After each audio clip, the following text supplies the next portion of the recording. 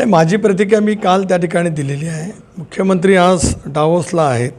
राज्यात मोठ्या प्रमाणावरती परकीय गुंतवणूक या कर्तबगार मुख्यमंत्र्यांच्या मार्फत येणं अभिप्रेत आहे आणि ते आणण्यामध्ये यशस्वी होतील याच्यात माझ्या मनामध्ये दुमतच काही कारण नाही.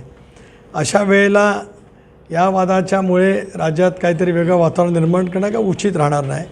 ते आल्याच्यानंतर मुख्यमंत्री दोन्ही उपमुख्यमंत्री बसून त्यातला निर्णय घेतील. शेवटी हा निर्णय काल बावनकुळे साहेबांनी जे सांगितलं, मला असं वाटतं आज काही वर्तमानपत्रामध्ये आलेलं आहे, त्याची काही दुरुक्ती मी करणार नाही. कारण शेवटी ते भारतीय जनता पक्षाचे अध्यक्ष आहेत, राज्याचे महसूल खात्याचे मंत्री आहेत.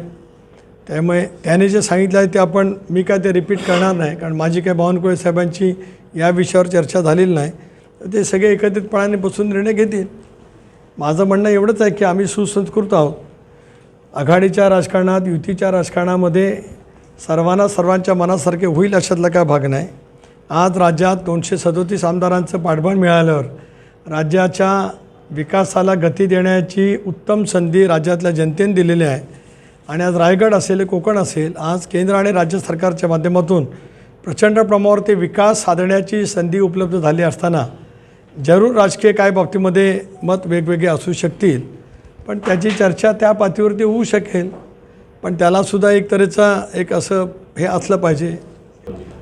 एक असं की भारतीय जनता पक्षाचे नेते किंवा विधानसभा सदस्य कुठेही बाजूला एकाकीपणाने टाकतात असं बिलकुल मला वाटत नाही. बाकीच्यांच्या मनामध्ये का असेल ते काळाच्या ओघामध्ये जाईल निघून. आज काय मला त्याची घाई नाही. कारण आयुष्यभर अशाच सगळ्या संघर्षाला तोंड देत मी जिल्ह्यात काम करत आलो.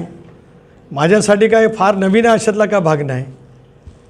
फक्त माझ्यावरती ज्या वेळेला निराधार पद्धतीचे आरोप काही राजकीय हेतू पदरामध्ये पडण्यासाठी केले गेले गेल्या 20 वर्षात, त्यांचं नंतर राजकारणामध्ये काय झालं ते सर्वांनी पाहिलेलं आहे. टाइम्स डिजिटलला लाईक करा, शेअर करा, सबस्क्राईब करा आणि बेल आयकॉन दाबायला विसरू नका.